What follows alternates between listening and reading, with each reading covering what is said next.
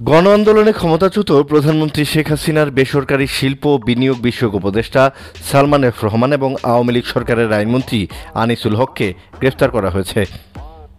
ঢাকার police commissioner Mainul Hasan বলেছেন, নৌপথে পালানোর সময় মঙ্গলবার রাজধানীর সদরঘাট এলাকা থেকে তাদেরকে গ্রেফতার করা হয়।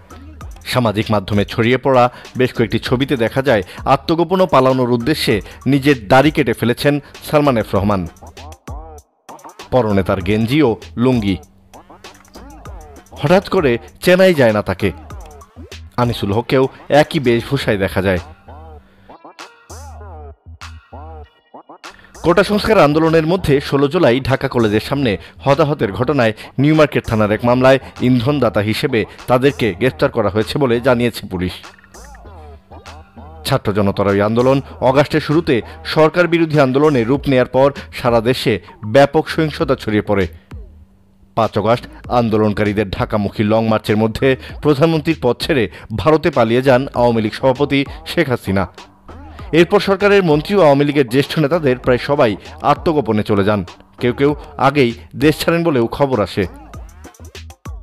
তবে সালমান এফ রহমান 5 আগস্ট শেখ হাসিনার সঙ্গে একই বিমানে দেশ ছাড়েন বলে এর আগে ভারতীয় সংবাদ মাধ্যমে তথ্য দেওয়া হয়। এখন ঢাকার পুলিশ তাকে সদরঘাট থেকে গ্রেফতারের কথা বলছে। বাংলাদেশের শীর্ষস্থানীয় শিল্পগোষ্ঠী বেক্সিমকো গ্রুপের ভাইস চেয়ারম্যান সালমান আওয়ামী লীগ সভানেত্রী শেখ হাসিনার বেসরকারি খাত বিষয়ক উপদেষ্টা হন 2009 সালে।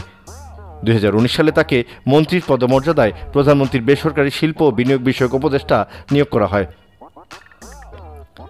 গত 2টি নির্বাচনে তিনি ঢাকা 1 আসন থেকে এমপি নির্বাচিত হন। আওয়ামী লীগের উপদেষ্টা পরিষদের এই সদস্য শেখ হাসিনার অত্যন্ত আস্থাভাজন এবং সরকারের অত্যন্ত প্রভাবশালী ব্যক্তি হিসেবে পরিচিত ছিলেন। 90 দশকের মাঝামাঝিতে ব্যবসায়ীদের শীর্ষ সংগঠন এফবিসিসিআই এর সভাপতির দায়িত্ব পালন করা সালমান দেশের ব্যবসায়ী মহলেও ছিলেন প্রতাপশালী একজন। পুঁজিবাজারে তার প্রভাব নিয়েও নানা সমালোচনা রয়েছে। অন্যদিকে আইনজীবী আনিসুল হক বঙ্গবন্ধু শেখ মুজিবুর রহমান হত্যা মামলা এবং জাতীয় চার নেতা হত্যা মামলার রাষ্ট্রপক্ষের প্রধান কৌঁসুলি ছিলেন।